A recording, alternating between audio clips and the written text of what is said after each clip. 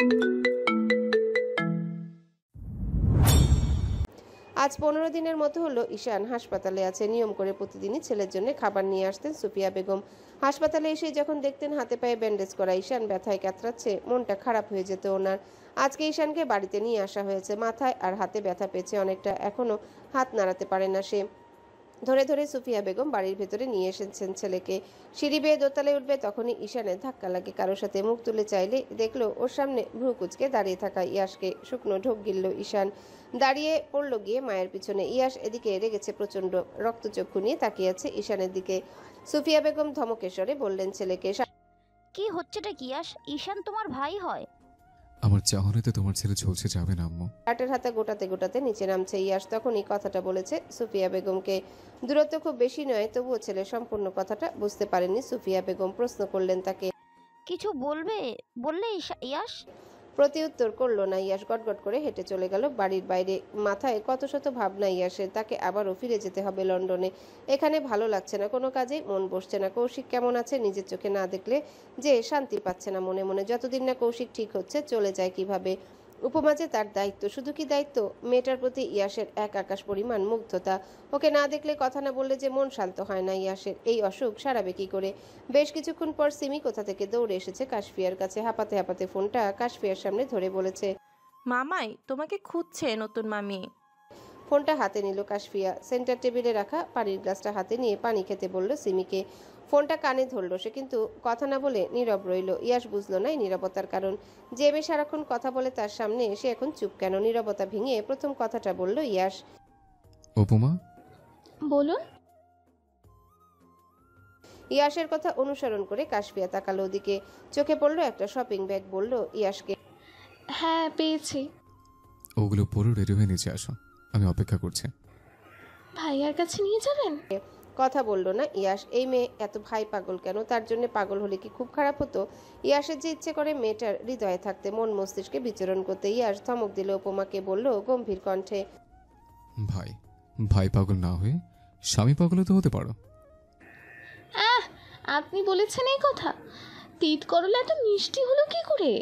উপমার কথাটা হয়তো পছন্দ হলো না ইয়াসের। ধমকের স্বরে বলল উপমাকে, তাড়াতাড়ি আসবে নাকি চলে যাব? আরে বাবা আসছি, অপেক্ষা করুন। ফোন কলটা কেটে দিল কাশফিয়া। সিমিও চলে গেল রুম থেকে বেরিয়ে। শপিং ব্যাগটা খুলতে একটা সুন্দর নীল শাড়ি নজরে আসলো কাশফিয়ার। তার সাথে সুন্দর জুয়েলারি সেট, সাথে বেলি ফুলের গাছরাও ছিল। ঠোঁটের কোণে হাসি ফুটে উঠল কাশফিয়ার। এই কিছুদিনে ইয়াসের সাথে সম্পর্কটা ওর বেস্ট ফ্রেন্ডের মতো হয়ে গিয়েছে, তাই কিছু বলতে দ্বিধাবোধ করে না তেমন। তবে মাঝে মধ্যে ইয়াসের বড়সড় ধমকে ভয় পেয়ে চুপ করে যায় সে। কাশফিয়া এখন শাড়ি পরতে পারে। চেষ্টা করতে করতে কিভাবে যেন শিখে গেছে। আজকে সে নিজেই শাড়ি পরেছে, মুখে হালকা মেকআপ লাগিয়েছে, ঠোঁটে গাঢ় গোলাপি রঙের লিপস্টিক। এইটুকু সাজে অপূর্ব লাগছে ওকে। সবই ঠিক আছে, কিন্তু বেলি ফুলের গাজরাটা সে চুলে গাঁথবে কি করে? ফুলটা হাতে নিয়ে বেরিয়ে গেল কাশফিয়া। নিচে আসতে সামনে পড়ল আফিয়া আর ইয়াসের আম্মু সুফিয়া বেগমের। চোখ রাঙিয়ে কাশফিয়ার দিকে তাকিয়ে আছেন মা মেয়ে দুজনে। আফিয়া কটমট কণ্ঠে বলছে কাশফিয়াকে, সেজে গুজে কোথায় যাওয়া হচ্ছে? প্রেমিকের সাথে দেখা করতে বুঝি? ভ্রু কুচকে লেন সুফিয়া বেগম। রেগে বললেন মেয়েকে, আহ, কি হচ্ছে আফিয়া? ও তোমার ভাইয়ের বউ, এসব কথা মুখের থেকে বের করার সাহস পাও কোথায়? ভয়ে আর অপমান বোধে আফিয়া মাথা নিচু করে ফেললো। বলল মিনমিন কণ্ঠে, এই বয়সের মেয়েদের তো প্রেম ভালোবাসার প্রতি ঝোঁক থাকে বেশি আম্মু। আমি ওভাবে বলতে চাইনি। দরজার সামনে হেলান দিয়ে বুকে দুই হাত গুজে দরজার সাথে হেলান দিয়ে বুকে দুই হাত ভাঁজ করে দাঁড়িয়েছিল ইয়াস। বোনের এমন কথায় রাগ বাড়ল। তরতর করে বলে উঠল তখন, ওর বয়সটা তুই, রোহি আর বাড়ির প্রত্যেক মেয়ে পার করে এসছিস। তোর এসব করেছিস বলছে? ভাইয়ের শান্ত কণ্ঠের ধমকে ভয় পেয়ে গেল আফিয়া। নিজেকে সামলে নিয়ে বলল ইয়াসকে, কথায় কথায় এ বাড়ির মেয়েদের সাথে তোর বউকে মিলাবি না ইয়াস। মিলাবো না, কারণ আমার উপমা আলাদা। কিন্তু ওকে অপমান করলে হাজব্যান্ড হিসেবে আমার চুপ থাকাটা মানায় না। ঈশানের অবস্থা দেখেছো তো? তুই কি আমাকে ভয় দেখাচ্ছিস? না, সাবধান করছে। কাশফি একবার তাকাচ্ছে ইয়াসের দিকে, তার একবার তাকাচ্ছে ওর শাশুড়ি আর ওনার মেয়ের দিকে। বাইরে যাওয়া নিয়ে এত কাহিনী হয়ে যাবে জানলে কাশফিয়া রেডি হতো না। সুফিয়া বেগম অতিষ্ঠ ছেলে মেয়ের তর্ক বিতর্কে। আফিয়া তো এবার বলেই দিয়েছে কান্না করতে করতে, দেখলে আম্মু, তোমার ছেলে কিভাবে এই মেয়ের জন্য আমাকে অপমান করে যাচ্ছে। দোষ তোমারও কম নয় আফিয়া। বারবার কেন নিজের নোংরা কথাগুলো দিয়ে আঘাত করছো মেয়েটাকে? ও এই বাড়ির বউ, মনে রেখো তুমি। ইয়াশ কথা বাড়ালো না, আর মায়ের কথা শুনলো কিনা সন্দেহ। কাশফিয়ার হাত ধরে নিয়ে চলে গেল বাড়ি থেকে। পথ আটকালো আফিয়া, ভাবলো ভাই ওর রাগ করে বাড়ি ছেড়ে চলে যাচ্ছে হয়তো। হাতে পায়ে ধরে এক প্রকার কান্নাকাটি শুরু করলো সে। ইয়াসের ভাবমূর্তির পরিবর্তন হলো না তেমন, তবে কাশফিয়ার মায়া হলো আফিয়ার জন্য। মিষ্টি এসে চোখের ইশারায় শান্ত হতে বলল ওকে। চলে গেল ইয়াসের সাথে বেরিয়ে। ওদের যাওয়ার পানে তাকিয়ে আছে আফিয়া, অবাক হচ্ছে মেয়েটাকে দেখে। এই মেয়ে তো ভালো কেন? সবসময় কত অপমান করে, আর তার উত্তরে মন ভুলানো একটা হাসি দেয় কেবল। পরন্ত বিকেলে সুন্দর রাস্তা দিয়ে হেঁটে যাচ্ছে একজোড়া দম্পতি। সময়টা সুন্দর, চারিদিকে বাতাস বইছে। এমন সুন্দর আবহাওয়ায় ঘুরতে বেরোলে মন ভালো হয়ে যাবে যে কারোর। কাশফিয়ারও হয়েছে। কতবার ভেবেছে এরকম কেউ একজন আসবে তার জীবনে, ভালোবেসে আগলে রাখবে তাকে প্রতি মুহূর্তেই। মাঝে মধ্যে দুজনে মিলে প্রকৃতি দেখতে বেরোবে। হাঁটার পথে ফুচকার দোকান দেখলেই কাশফিয়ার বায়না করবে তার কাছে। মানুষটাও সায় জানাবে ওর সব পাগলামিতে। অবশেষে কি আসলো সেই দিন? ইয়াসি কি তবে আসফিয়ার কল্পনার রাজ্যের রাজকুমার? ইয়াসের ডাকে ভাবনার জগৎ থেকে বেরোলো কাশফিয়া। ফুলটা হাতে ঝুলিয়ে রাখার জন্য না, এই সুন্দর বেলি ফুলটা তোমার খোপাতেই মানে উপমা। মুচকি হেসে ফুলের গাজরাটা ইয়াসের দিকে বাড়িয়ে দিল কাশফিয়া। বলল ওটা গেথে দিতে তার চুলে। দেরি করলো না ইয়াস। কাশফিয়া থেকে ফুলের গাজরাটা এনে ওর পিছনে গিয়ে সুন্দর মতো ক্লিপ দিয়ে আটকে দিল। কাশফিয়া ঘুরে তাকালো ইয়াসের মুখ পানে, ধ্যান ধরে তাকিয়ে রইল ইয়াসের দিকে। আগের মতো আবারও বলে উঠল ইয়াস। এই মেয়ে, কি ভাবছো এত? কিছুক্ষণ ইয়াসের দিকে তাকিয়ে বলল কাশফিয়া। ভাবছি তিত করলা রূপে ইয়াশ রায়হানের মধ্যে এত মিষ্টতা আসলো কিভাবে। ভ্রু কুচকালো ইয়াস। কাশফিয়ার মনে হলো ভুল করেছে সে। জিভ কেটে বলল, ভুল হয়েছে জনাব। কাশফিয়ার কথা বলার ধরন দেখে হাসলো ইয়াস। ওর হাত ধরে টেনে নিয়ে গেল কিছু দূরে থাকা দোকানটায়। খোলামেলা ছোট্ট দোকানটায় কত রকমের চুড়ি, নুপুর আর ফুলের গাজরা। কাশফিয়া বুঝলো ইয়াস এসব কিনে দেবে তাকে, তবুও বলল ইয়াসকে, আমাকে কিনে দিবেন বলে নিয়ে আসলেন বুঝি? হুম, তুমি পছন্দ করে দিবে, আমি অন্য কারোর জন্য নেব। হাসি মুখটা চুপসে গেল কাশফিয়ার। ইয়াস কি এই চুড়ি নুপুর রোহিত জন্য কিনতে চাইছে? ভিতরে ভিতরে রাগ হলো কাশফিয়ার, তবুও বুঝতে দিল না ইয়াসকে। দুমুঠো কাচের চুড়ি নিয়েছে কাশফিয়া, ওগুলো আবার একটা মুখ ভেঙচি কেটে ইয়াসের হাতে ধরিয়ে দিয়েছে। এখানে দাঁড়িয়ে দাঁড়িয়ে ইয়াসকে অন্য কারোর জন্য গিফট কিনতে দেখতে রাগ লাগছে কাশফিয়ার, তাই সে মিথ্যা অজুহাত দেখিয়ে চলে গেছে কিছু দূরে। দাঁড় করিয়ে রাখা ইয়াসের গাড়িটার কাছে। ইয়াস মুখ টিপে হাসছে কাশফিয়ার রাগ দেখে। গাড়ির সাথে হেলান দিয়ে দাঁড়িয়ে আছে কাশফিয়া। ইয়াস এসে দাঁড়িয়েছে ওর পাশে। গাল ফুলিয়ে অন্যদিকে ঘুরে তাকালো কাশফিয়া। ইয়াস ওর হাত টেনে নিয়ে আসলো নিজের কাছে। যত্ন করে চুড়িগুলো পরিয়ে দিল কাশফিয়ার হাতে। চোখে মুখে বিস্ময় নিয়ে ঘুরে তাকালো কাশফিয়া। বলল ইয়াসকে, এগুলো আমার? আমার বলছে আরো কয়েকটা বউ আছে। ইয়াসের উত্তর শুনে কেবল হাসলো কাশফিয়া। বুঝলো তাকে রাগাতে ইয়াস বলেছিল এভাবে। গাড়ি চলছে তার আপন গতিতে। বাড়ির রাস্তা ধরেই যাচ্ছে কাশফিয়া আর ইয়াস। ড্রাইভিং সিটে বসে আছে ইয়াস, কাশফিয়া তার পাশের সিটটাতে। ঘুরতে ঘুরতে প্রায় সন্ধ্যা এখন। আজকে কাশফিয়ার মনটা অনেক ভালো। কতদিন পর এভাবে ঘুরলো জানা নেই তার। লাস্ট যখন কৌশিক এসেছিল কিছুদিনের জন্য দেশে, তখনই ভাইয়ের সাথে ঘুরতে বেরিয়েছিল কাশফিয়া। আচ্ছা, ইয়াস কিভাবে জানে ওর পছন্দ অপছন্দ সম্পর্কে?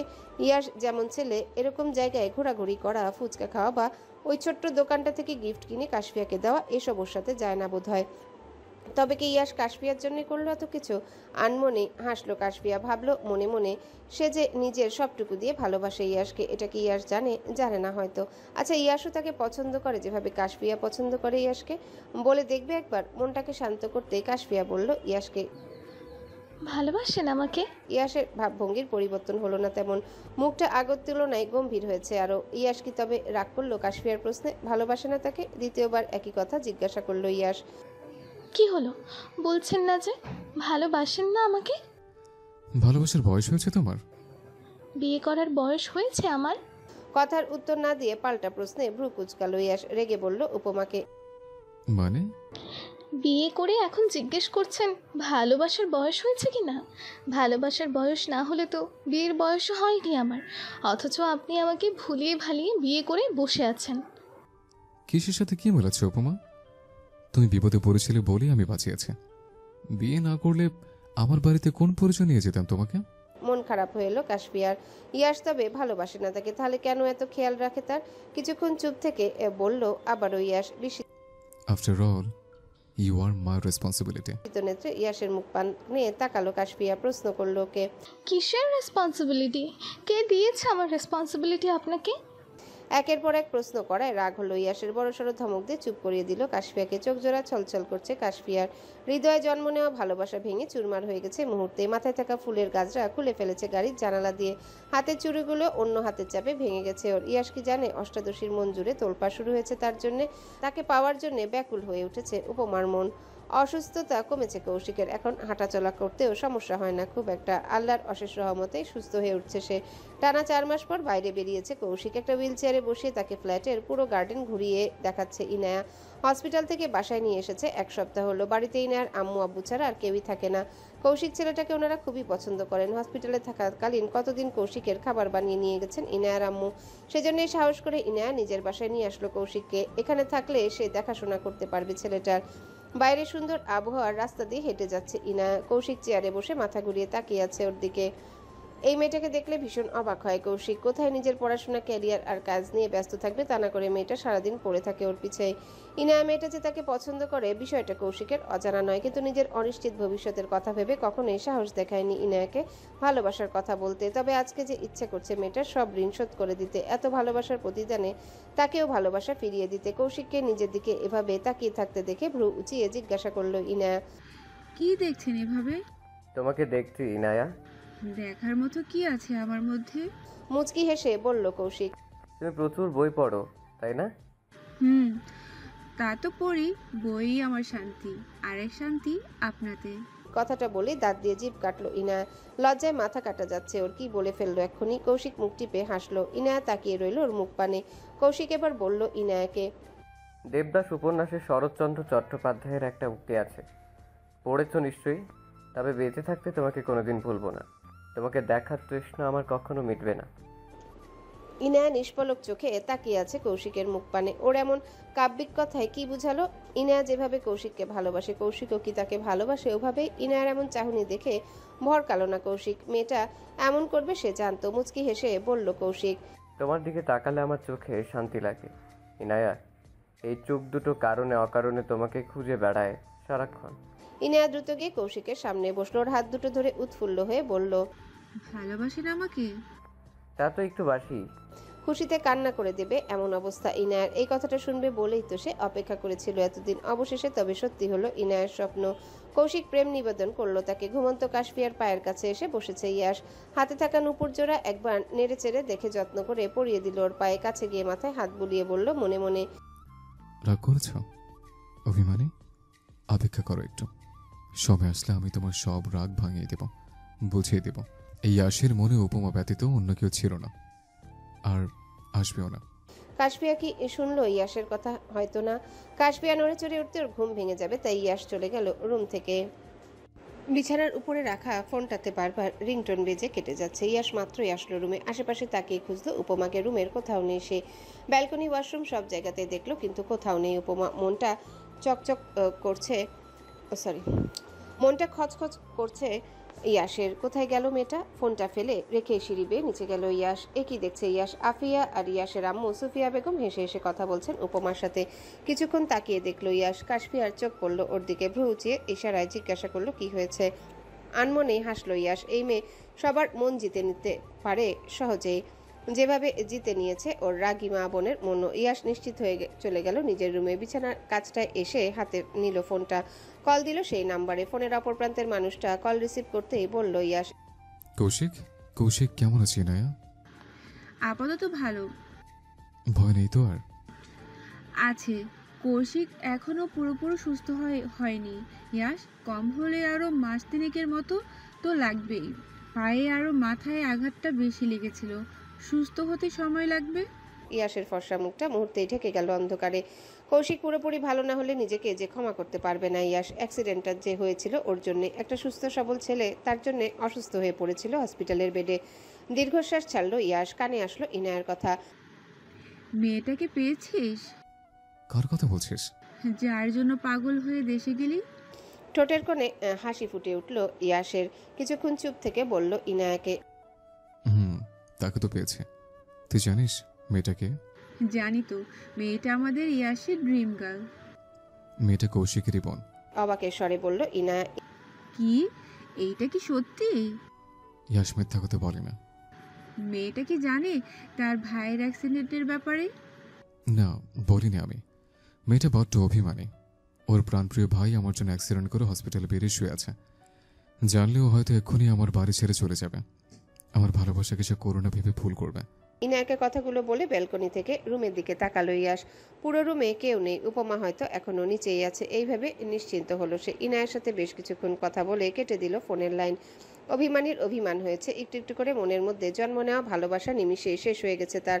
ছোট্ট মনটা ভেঙে চুরমার হয়ে গেছে প্রিয় মানুষের অবহেলায়। ভাইয়ের পরে যে মানুষটাকে সবচেয়ে বেশি বিশ্বাস করেছিল, যে যত্ন করে নিজ হাতে মেরে ফেলেছে কাশফিয়ার ভালোবাসাকে, কষ্ট দিয়েছে তাকে। কাশফিয়া ঠিক করেছে এখানে আর থাকবে না, চলে যাবে ইয়াসকে ছেড়ে। যে মানুষটা তাকে চায় না, ভালোবাসে না, তার কাছে কেনই বা পড়ে থাকবে। সে বিছানা থেকে নেমে ওয়াশরুমে যাবে বলে পা বাড়িয়েছিল কাশফিয়া।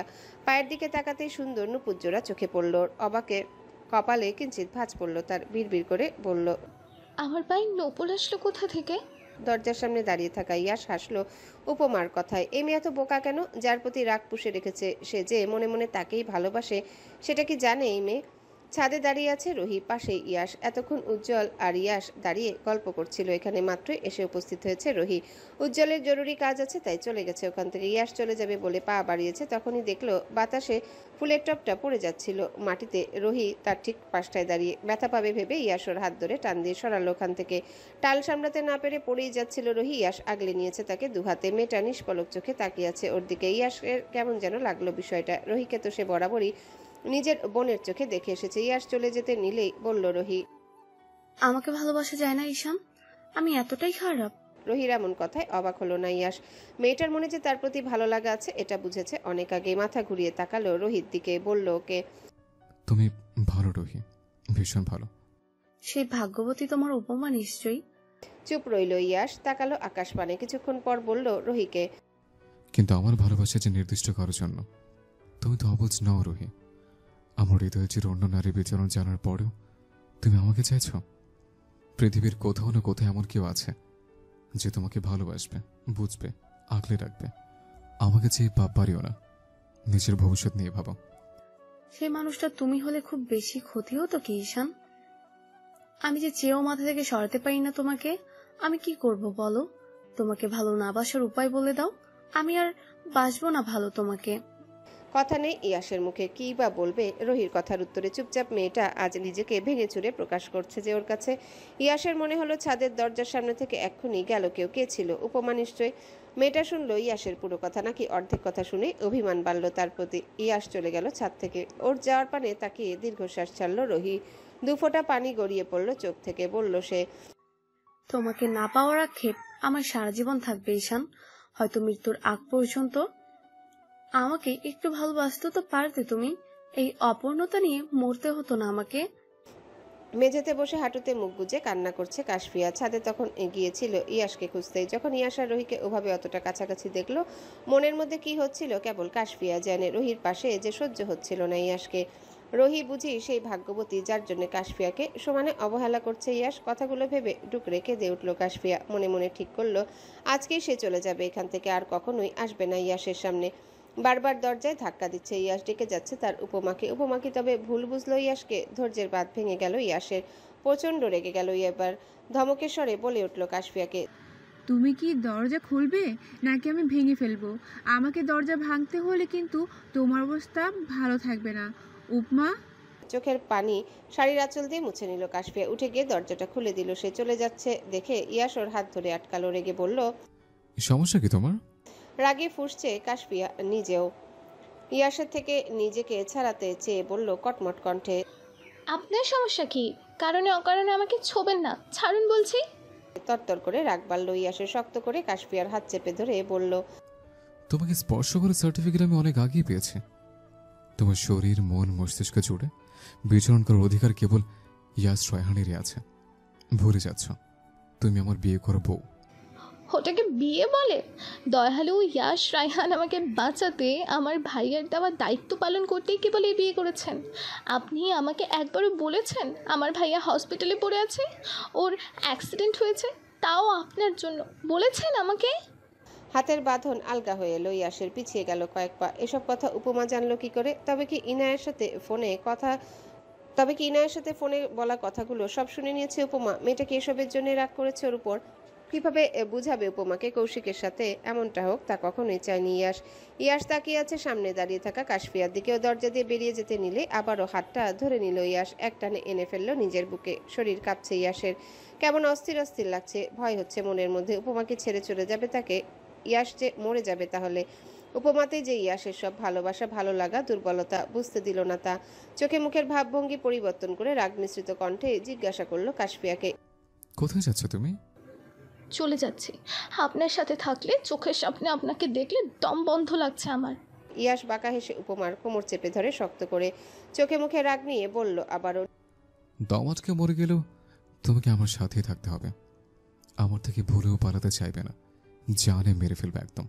নিজেকে ছাড়ানোর জন্য ছটফট করছে কাশফিয়া। ইয়াশ একসময় নিজেই ছেড়ে দিল ওকে। পালাতে চাইলে নিজের শক্তপোক্ত হাত দিয়ে থাপ্পড় বসালো কাশফিয়ার নরম তুলতুলে গালে। ছলছলে চোখে ইয়াশের মুখ পানে তাকালো কাশফিয়া। বুঝলো ইয়াশ হয়তো বিরক্ত ওর প্রতি, তাই তো অমানুষের মতো চর বসালো গালে। ইয়াশ এভাবে মারতে পারলো তাকে ভেবেই চোখের কোণে পানি জমছে কাশফিয়ার। এই ইয়াশকে পুরোপুরি অচেনা লাগছে ওর। ইয়াশ গম্ভীর, এটা সে জানে। মাঝে মধ্যেই ধমক দিয়ে উঠে ভুল করলে, কিন্তু এমন আচরণ এত কঠোরকে ইয়াশ কেবল কাশফিয়ার প্রতি? রাগের রুমের জিনিসপত্র সব এক এক করে ভেঙে ফেলেছে ইয়াশ। বাড়ির লোকজন সবাই এসে দাঁড়িয়েছে ওদের রুমের দরজার সামনে। কি হয়েছে বুঝতে পারছে না কেউই। তবে কারোরই এটা বুঝতে বাকি নেই কাশফিয়ার সাথে কোনো ঝামেলা হয়েছে ইয়াশের। সুফিয়া বেগম রুমে ঢুকলেন। ইয়াশের পরিস্থিতি সামাল দিতে নিজের সাথে করে নিয়ে গেলেন কাশফিয়াকে। ইয়াশের রাগ তো ওনার জানা, কখন আবার চড়থাপ্পড় মেরে বসে মেয়েটাকে। ছেলের রাগ কমলে না হয় নিজেই আবার দিয়ে যাবেন বৌমাকে। দিনের আলো কেটে গিয়ে রাত হয়েছে, চারিদিকে ঢেকে গেছে অন্ধকারে। বাইরে তুমুল বর্ষণ শুরু হয়েছে। প্রকৃতি আজ অশান্ত হয়ে উঠেছে হুট করে। কাশফিয়া ইয়াশের মান অভিমানের পালা শেষ হয়নি এখনো। আজকে এসব ঠিকঠাক করে এসেছে ইয়াশ। সে ফিরে যাবে নিজের কাজের জায়গায়, পরিচিত দেশটাতে। এখানে সব কিছুই বিরক্ত লাগছে ওর। ইয়াশ নিজের রুমেই যাচ্ছিল, মায়ের রুমটার দিকে চোখ যায় তখন। রাত প্রায় 12টার কাছাকাছি। এত রাতে দরজা খোলা দেখে ভাবলো কি হয়েছে। ইয়াশ আস্তে আস্তে রুমে ঢুকলে বিছানায় ওর আম্মুর পাশে শুয়ে থাকা কাশফিয়াকে দেখলো। কি যেন হলো ইয়াশের। উপমার ঘুমন্ত মায়াবী মুখশ্রী খুব করে টানছে ওকে। বারবার গোলাপি অধৈর্যরা ঠোঁট ছুঁয়াতে ইচ্ছা করছে নিজের। ইয়াশ এগিয়ে গেল কাশফিয়ার কাছে, কোলে তুলে ওকে নিয়ে গেল নিজের রুমে। কাশফিয়াকে বিছানায় রেখে ওর পুরো মুখে চুমু এঁকে দিল ইয়াশ। মেয়েটাকে আজ খুব করে কাছে পেতে ইচ্ছে করছে ওর। ওকে পুরোপুরি বিলীন করতে ইচ্ছা করছে নিজের মধ্যে। ইয়াশ আস্তে আস্তে কানের কাছে গিয়ে ডাকলো কাশফিয়াকে। উপমা, ঘুমের মধ্যেই ইয়াশের গলা জড়িয়ে ধরলো কাশফিয়া। বলল অস্পষ্ট কণ্ঠে। ইয়াশ হাত ছোঁয়ালো কাশফিয়ার ঠোঁটে, বলল ওকে আবারও। তোমার এই গোলাপ রঙের ঠোঁট জোড়া তখন নিতে দেবে আমাকে? কথা বলল না কাশফিয়া। আর একটু শক্ত করে জড়িয়ে ধরলো ইয়াশকে। প্রেয়সীর গভীর আলিঙ্গন পাগল করে দিচ্ছে ইয়াশকে। কোনো কিছু না ভেবে সে আঁকড়িয়ে ধরলো কাশফিয়ার অধর। তড়িৎ গতিতে চোখ খুলে তাকালো কাশফিয়া। ইয়াশকে ছেড়ে দিল সে। বুকে ধাক্কা দিয়ে সরাতে চাইলো নিজের থেকে। বাদ মানল না ইয়াশ। আরো গভীর হলো ওর চুম্বন, ওর হাতের স্পর্শ। একসময় কাশফিয়ারও কি যেন হলো, ছেড়ে দিল নিজেকে ইয়াশের হাতে। কাশফিয়ার পুরো শরীর জুড়ে রাজত্ব চালাচ্ছে ইয়াশ। কখনো গলায়, কখনো আবার ঠোঁটে মুখ ডুবাচ্ছে নিজের। ইয়াশের ঠোঁটের স্পর্শে পাগল হওয়ার অবস্থা কাশফিয়ার। খামচে ধরেছে ইয়াশের মাথার এলোমেলো চুলগুলো। পরনে থাকা শাড়ির আঁচল খসে পড়েছে কখন খেয়াল নেই সেদিকে। ইয়াশের গায়ের শার্টটাও গড়াগড়ি খাচ্ছে মেঝেতে।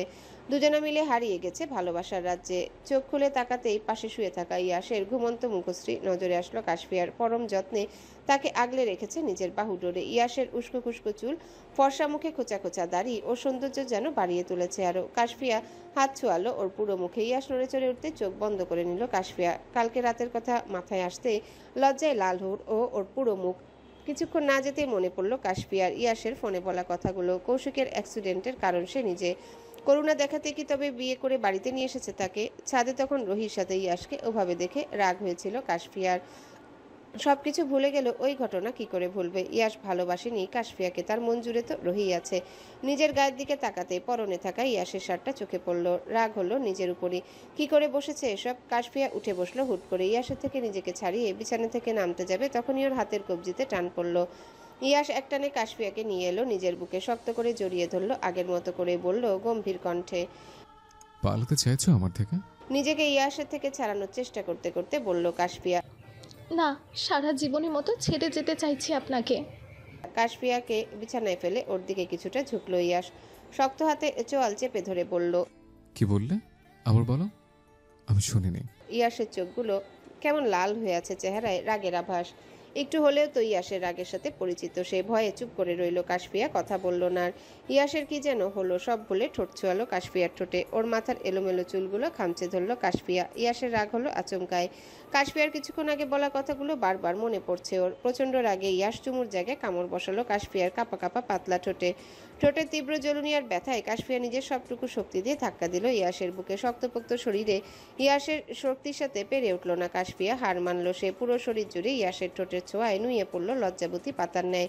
ঘুম ভাঙতে আশেপাশে তাকিয়ে দেখলো ইয়াস কাশফিয়া নেই পুরো রুমের কোথাও। ভাবলো হয়তো ওয়াশরুমে গেছে। দ্রুত গিয়ে দেখলো ওখানেও নেই কাশফিয়া। মাথাটা কেমন করছে ইয়াসের। তখন কি একটু বেশি মিসবিহেভ করে ফেলেছে ওর সাথে? এই হলো ইয়াসের সমস্যা, নিজের রাগ নিয়ন্ত্রণ করতে পারে না সে। অতিরিক্ত রাগে ভুলভাল কাজ করে বসে, পরে আবার নিজেই আফসোস করে। শার্টের হাতে গুটাতে গুটাতে সিঁড়ি দিয়ে নিচে নামছে ইয়াস। সুফিয়া বেগম টেবিলে খাবার সাজিয়ে অপেক্ষা করছিলেন ছেলের জন্য। ওকে দেখা মাত্রই জিজ্ঞাসা করলেন, বৌমা কোথায় ইয়াস? সকাল থেকে দেখছি না যে মেয়েটাকে। কপালে ভাঁজ পড়ল ইয়াসের। কাশফিয়া কি তবে বাড়িতে নেই? ছেলের উত্তর না পেয়ে আবারও বললেন সুফিয়া বেগম, কি হলো বলছিস না যে? কি এত ভাবছিস? কিছু না আম্মু, আমি যাচ্ছি। যাচ্ছি মানে কোথায় যাচ্ছ তুমি? কথা বলল না ইয়াস, চুপচাপ চলে গেল বাড়ি থেকে। আনোয়ার সাহেব এসে দাঁড়িয়েছেন স্ত্রীর পাশে। ছেলের যাওয়ার পানে তাকিয়ে দীর্ঘশ্বাস ছাড়লেন তিনি। ভাবলেন মনে মনে, নিজেদের ভুলেই কি ছেলেটা এত দূরে সরে গেল ওনাদের থেকে? আফসোস হয় আনোয়ার সাহেবের। ইয়াস তো এতটা গম্ভীর কঠোর ছিল না কোনো কালেই। পড়াশোনার জন্য ছেলেকে বাহিরে পাঠানো, এটা কি তবে কাল হলো ওনাদের জন্য? কাশফিয়ার কাজে অতিষ্ঠ ইয়াস না বলে বাড়ি থেকে চলে গিয়েছিল কিছুক্ষণ আগে। ইয়াস আবার খুঁজে নিয়ে এসেছে ওকে। কাশফিয়াকে খুঁজে না পেয়ে গাড়িটা নিয়ে বের হয়েছিল তখন। বারবার আশেপাশে তাকিয়ে খুঁজছিল। তার উপমাকে চোখে মুখে চিন্তার ছাপ পেয়ে আসে। যে কেউ দেখলেই বলে দিবে ভালো নেই সে। একটা খোলামেলা জায়গায় এনে গাড়িটা দাঁড় করিয়েছে ইয়াস। দেখলো লোকজন সব জড়ো হয়েছে এক জায়গাতে। মনে হলো অ্যাক্সিডেন্ট হয়েছে। ওসব নিয়ে মাথা না ঘামিয়ে কাশফিয়াকে খুঁজতে ব্যস্ত হয়ে পড়লো ইয়াস। কয়েকজনকে ছবি দেখালো কিন্তু কেউই দেখেনি কাশফিয়াকে। মাথাটা ঘুরছে ইয়াসের। অন্ধকার লাগছে চারিপাশ। কোথায় খুঁজবে সে তার উপমাকে? কয়েকটা লোক হেঁটে যাচ্ছে আর বলছে, মেয়েটার বয়স খুব কম, 17 কি 18 হবে। এই বয়সে এমন মর্মান্তিক দুর্ঘটনায় পৃথিবীর মায়া ত্যাগ করতে হলো মেয়েটাকে। আহারে জীবন। অন্য লোকটাও ওনার কথার উত্তরে এমন কিছুই বলল। কিছু মুহূর্তের জন্য মাথাটা কেমন করছিল ইয়াসের, দম বন্ধ লাগছিল। চিন্তিত হয়ে সামনে গিয়ে দাঁড়ালো লোক দুইটা। জিজ্ঞেস করলো ওনাদের, মেয়েটা দেখতে কেমন? লোক দুটো একজন অন্যজনের মুখ চায়াচুই করে উত্তর দিল ইয়াসের কথার। মুখটা পুরো থেতলে গেছে বাবা, চেহারাটা কেমন কিছুই বোঝা যাচ্ছে না। তবে মেয়েটার পরনে নীল রঙের শাড়ি, সাজসজ্জায় মনে হলো সে বিবাহিত। কয়েক পা পিছিয়ে গেল ইয়াস। খামচে ধরলো নিজের মাথার চুল। এই ঠান্ডার মধ্যেও ঘেমে নিয়ে একাকার অবস্থা। লোক দুটো বুঝলো না কিছুই। জিজ্ঞাসা করলো কি হয়েছে। কাউকে উত্তর না দিয়ে ইয়াস ছুটে চলল অ্যাক্সিডেন্ট হওয়া জায়গাটাতে। লোকজন ঠেলে ভিতরে ঢুকলো সে। প্রথমে মনে হলো মেয়েটা তার উপমাই। কথাটা ভেবে আবার নিজেই নিজেকে বকা দিয়ে বলল, না না, এটা হতে পারে না। মেয়েটার হাতের দিকে তাকালে বুঝতে পারলো ইয়াস মেয়েটার গায়ের রং শ্যামলা, উপমা তো ফর্সা। তাছাড়া এটা ইয়াসের উপমা হতেই পারে না। ওর কিছু হলে যে ইয়াস মরে যাবে। ওর বুকের বাম পাশে চিনচিন ব্যথা সৃষ্টি হবে। ইয়াস চলে আসলো এই জায়গাটা ছেড়ে। ভাবলো এবার পুলিশ স্টেশনেই যাবে। আকাশে মেঘ ডাকছে, হয়তো বৃষ্টি আসার জানান দিচ্ছে। আকাশ পানে তাকালো ইয়াস। বুকের বাম পাশটায় হাত দিয়ে দীর্ঘ শ্বাস ছেড়ে মনে মনে বলল, তুমি কোথায় হারিয়ে গেলে উপমা? তুমি কোথায় হারিয়ে গেলে উপমা? আমার এখানটা এসে খুব ব্যথা করছে। কি করে সারাবো এই ব্যথা? কি করে কাটাবো তুমি নামক শূন্যতা? চোখ বন্ধ করে শ্বাস ফেললো ইয়াস। পা বাড়াবে গাড়িতে ওঠার জন্য, তখনই রাস্তার ওপাশে চোখ গেল তার। নীল শাড়ি পরিহিত এক মেয়ে বসে আছে কৃষ্ণচূড়া গাছের নিচে। গাছের ফুলগুলোর দিকে তাকিয়ে মুচকি হাসছে আর কি যেন ভাবছে। মনটা এবার শান্ত হলো ইয়াসের। কিন্তু তার উপমাকে পেয়ে খুশি হওয়ার বদলে তরতর করে রাগ বাড়ল ওর। ওর কাছে গিয়ে কাশফিয়ার হাত ধরে হিড়হিড় করে টেনে নিয়ে গেল গাড়িতে। বাড়িতে এসে ধমক দিয়েছে বেশ কয়েকটা। সুফিয়া বেগম দেখছিলেন ছেলে বৌমার ঝগড়া। কিছু বলতে গেলে ইয়াস থামিয়ে দিল ওনাকে। কাশফিয়া তর্ক করছিল ইয়াসের মুখে মুখে। এক তো করেছে ভুল, তার উপর এত গলাবাজি। রাগ হলো ইয়াসের। আরেকবার কাশফিয়ার গালে চর বসাতে গেলে ফুপিয়ে কান্না করে উঠল সে। ওর গাল দুটো এমনিতেই লাল হয়ে আছে ইয়াসের শক্তপোক্ত পুরুষালী হাতের পরপর কয়েকটা থাপ্পড় খেয়ে। কাশফিয়ার পাকনামোর জন্য দুই গালে চর পড়েছে বেশ কয়েকটা। লোকটার প্রতি প্রচণ্ড রাগ জমেছে কাশফিয়ার। কিভাবে অমানুষের মতো গায়ে হাত তুলেছে ওর। সারাদিন একবারও কথা বলেনি ইয়াসের সাথে, আর কখনো কথা বলবে না বলেই ঠিক করেছে। একবার ফিরিয়ে নিয়ে এসেছে তো কি হয়েছে, সে আবার চলে যাবে। এই বাড়িতে ইয়াসের সাথে থাকার থেকে ভালো গলায় দড়ি দিয়ে মরে যাবে। কথাগুলো ভাবছে আর কান্না করছে কাশফিয়া। দরজায় ঠকঠক আওয়াজে ধ্যান ভাঙল। তাকিয়ে দেখলো রোহিত দাঁড়িয়ে আছে দরজার সামনে। রোহিকে দেখেই কালকের ঘটনাটা মনে পড়ে গেল। আবার ওকে ভেতরে আসতে না বলে বসে রইল ওভাবে। রোহি বুঝলো কাশফিয়া রেগে আছে কোনো কারণে। নিজেই রুমে ঢুকে বসলো ওর পাশে, বলল কাশফিয়াকে। তুমি কি আমার উপর রাগ করেছো কাশফিয়া? চোখের পানি মুছে নিল কাশফিয়া, নিজেকে শান্ত করে ঠোঁটের কোণে হাসি ফুটিয়ে বলল রোহিকে। না তো, আমি তো রাগ করেছি নিজের উপর, নিজের ভাগ্যের উপর। মুচকি হেসে বলল রোহি। ঈশান তোমারই কাশফিয়া। ওর হৃদয়ে যত্ন করে উপমা নামটাই খোদাই করে রেখেছে। কি ভাবছো এগুলো আমার কথা? এগুলো হলো ঈশানের কথা। ঈশান তোমাকে ভালোবাসে, বুঝতে পারছো তুমি কতটা ভাগ্যবতী? ভাগ্যের দোষ দিয়ে ভুল করো না মেয়ে। কাশফিয়া নিশ্চুপ রইল, কেবল তাকিয়ে রইল রোহির মুখ পানে। মেয়েটার মুখে হাসি, অথচ ভেতরটা জ্বলে পুড়ে শেষ হয়ে যাচ্ছে। সামনের মানুষটা হয়তো জানেও না এটা। কাশফিয়ার চুপ থাকা দেখে আবারও বলল রোহি। আমি যাকে খুব করে চাইতাম তুমি তাকে অবজ্ঞা করে দূরে ঠেলে দিও না কাশফিয়া। তুমি তো ভাগ্যবতী, ঈশানের উপমা তুমি। নিজের মনকে কিছুটা শান্ত করে কাশফিয়া প্রশ্ন করলো রোহিকে। আগে চাইতে এখন চাও না বুঝি? ছলছলে চোখ জোড়া নিয়ে রোহি তাকিয়ে আছে কাশফিয়ার মুখ পানে। কান্না আটকে রাখতে ব্যর্থ হচ্ছে সে। নিজের দুর্বলতা প্রকাশ করতে চায় না কাশফিয়ার সামনে, তাই উঠে চলে গেল দ্রুত। সময়টা সন্ধ্যা, বাহিরের আবহাওয়া তেমন ভালো না। কিছুক্ষণ পরপরই আকাশে মেঘ ডেকে বৃষ্টি শুরু হয়েছে। বৃষ্টির পানিতে ভিজে বাড়ি ফিরেছে ইয়াশ। কাশফিয়া বসে আছে বিছানায়। ইয়াশের অবস্থা দেখে টাওয়েলটা বের করে দিল ওকে। ইয়াশ টাওয়েল না নিয়ে চোখ রাঙিয়ে তাকালো কাশফিয়ার দিকে। মুখ ভেঙচি কেটে কাশফিয়াও চলে গেল টাওয়েলটাকে মেঝেতে ছুঁড়ে ফেলে। ইয়াশ রক্তচক্ষু নিয়ে তাকিয়েছে কাশফিয়ার দিকে। আবারও ঝামেলা হতে পারে ভেবে চোখ বন্ধ করে ঘুমানোর ভান করছে কাশফিয়া। হঠাৎই টান পড়লো হাতের কবজিতে। ইয়াশ ওকে টেনে তুললো, বলল রাগ দেখিয়ে। বেরিয়ে যাও। কাশফিয়াও রেগে মেগে বলল ইয়াশকে। গিয়েছিলাম তো, নিয়ে এসেছেন কেন? আমি নিয়ে আসতে বলেছিলাম আপনাকে। আমার ইচ্ছে হয়েছিল তাই নিয়ে এসেছিলাম, এখন ইচ্ছে করছে তাই যেতে বলছে। চলে যাও তুমি। ঠিক আছে যাচ্ছি। কাশফিয়া চলে যাচ্ছিল রুম থেকে। দরজার বাইরে পা রাখবে তখন ইয়াশ একটানে ওকে নিয়ে এলো নিজের কাছে। রেগে বলল, কার কাছে যাবে? বিপদে পড়লে আমি ছাড়া আর কেউ বাঁচাতে আসবে না কিন্তু। মরে গেলেও আমি আপনার সাহায্য নেব না। কথাটা বলে এক ঝটকায় ইয়াশের থেকে নিজের হাতটা ছাড়িয়ে নিয়েছে কাশফিয়া। বেরিয়ে গেছে রুম থেকে। নিচে নেমে সদর দরজা খুলে বাইরে পা রেখেছিল মাত্র। কিছু দূর যেতে প্রকৃতির তাণ্ডব দেখে ভয় পেল সে। শরীরের শাড়িটাও ভিজে গেছে এতক্ষণে। কাশফিয়ার মনে হলো জেদ করে বাড়ি থেকে বেরোনোটা ঠিক হয়নি ওর। আজকের দিনটা থেকে কালকেই না হয় চলে যাবে। আবারও বাড়ির দিকে হাঁটতে শুরু করলে ধাক্কা লাগলো কারোর প্রশস্ত বুকের সাথে। প্রথমে ভাবলো ইয়াশ তাকে নিতে এসেছে, কিন্তু মুখ তুলে যখন তাকালো সামনে দাঁড়িয়ে ঈশানকে দেখতে পেল কাশফিয়া। মনে পড়ে গেল সেদিনের কথা। ভয়ে কয়েক পা পিছু হটলো সে। ঈশান বাঁকা হেসে এগিয়ে এলো কাশফিয়ার কাছে, বলল ওকে। রোজ সোনা পাখি আমার কাছে আসো, ভালোবাসা দেবো তোমাকে। ঈশানের এমন কথায় রাগ হলো কাশফিয়ার। ইচ্ছে হলো চর বসিয়ে দিতে লোকটার গালে, কিন্তু এসব কিছুই করলো না। পালিয়ে যেতে চাইলো সে। সামনের দিকে তাকিয়ে দৌড়াবে তখন ঈশান শক্ত করে ধরে নিল ওর হাত। নিজের কাছে নিয়ে গিয়ে অশালীন দৃষ্টিতে তাকালো কাশফিয়ার শরীরের দিকে। নিজেকে কেমন উন্মাদের মতো লাগছিল ঈশানের। এই মেয়েটাকে তার চাই চাই, যেভাবেই হোক চাই। ইয়াশকে বুঝাবে ওকে মারার শাস্তি কি হতে পারে। এই মেয়েটার জন্যই তো মেরেছিল। আজকে এই মেয়েটাকে নিজের করে ছাড়বে ঈশান। ঈশান ক্রমশই কাছে আসছে কাশফিয়ার, স্পর্শ করতে চাইছে ওকে। কান্না পাচ্ছে মেয়েটা। রাগে ঘেন্নায় চর বসিয়ে দিয়েছে ঈশানের গালে। রেগে তাকিয়েছে ঈশান। কাশফিয়ার চুলের মুঠি ধরে বলছে মেজাজ দেখিয়ে, এত বড় সাহস তোর, ঈশানের গায়ে হাত তুলেছিস? তোর অহংকার আমি ভেঙে মাটির সাথে গুড়িয়ে দেবো মেয়ে। প্রচন্ড ব্যথায় চোখ মুখ কুচকে বন্ধ করে নিল কাশফিয়া। গলা ফাটিয়ে চিৎকার দিয়ে ডাকলো ইয়াশকে, কিন্তু ইয়াশ কি সুন্দর কণ্ঠস্বর। এই বর্ষণের দিনে কিভাবেই বা কানে যাবে কাশফিয়ার ডাক। ভয় হচ্ছে কাশফিয়ার, তবে মনে মনে বিশ্বাস আছে ওর যাই হয়ে যাক ইয়াশ বাঁচিয়ে নিবে এসে। কিন্তু ইয়াশ কোথায়? সে কি শুনছে না কাশফিয়ার ডাক?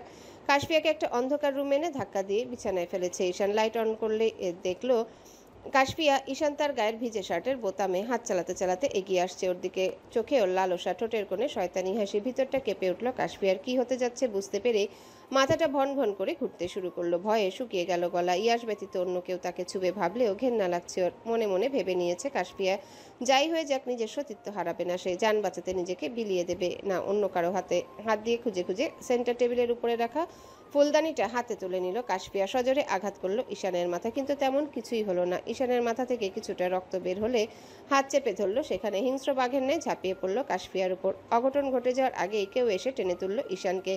ভারী কোনো জিনিস দিয়ে পরপর কয়েকটা আঘাত করলো মাথার কাটা স্থানে। গগন কাঁপানো চিৎকার দিয়ে উঠল ঈশান। ঈশানের ভাঙা হাতটা পা দিয়ে চেপে ধরল লোকটা। ঈশান ছটফট করছে, এক হাত মাথায় চেপে ধরে বারবার বলছে ওকে মেরে না ফেলতে। ভয় আর আতঙ্কে কিছুক্ষণ আগে জ্ঞান হারিয়েছে কাশফিয়া। শেষবার নিভু নিভু চোখে তাকিয়ে পরিচিত কাউকে দেখতে পেল সে। মানুষটা এসে পরম যত্নে বুকে জড়িয়ে নিয়েছে তাকে, আলতো করে চুমু দিয়েছে ওর কপালে। কাশফিয়ারও ইচ্ছে হলো একইভাবে জড়িয়ে ধরবে মানুষটাকে, কিন্তু কথা বলার শক্তিটুকু অবশিষ্ট নেই তার মধ্যে। জড়িয়ে ধরা তো দূর। দরজায় কলিং বেল বাজতেই দ্রুত উঠে গিয়ে দরজাটা খুলে দিলেন সুফিয়া বেগম। ইয়াস দাঁড়িয়ে আছে দরজার সামনে, বৃষ্টির পানিতে ভিজে গেছে ওর পুরো শরীর। ইয়াসের কোলে অচেতন কাশফিয়াকে দেখে বুকের ভিতরটা কেঁপে উঠল সুফিয়া বেগমের। মনে মনে আওড়ালেন তিনি, মেয়েটার সাথে খারাপ কিছু হলো না তো? উজ্জ্বল দাঁড়িয়ে আছে ইয়াসের পিছনে, চোখের ইশারে বুঝালো শাশুড়িকে খারাপ কিছুই হয়নি ওর সাথে। নিশ্চিত হলেন সুফিয়া বেগম।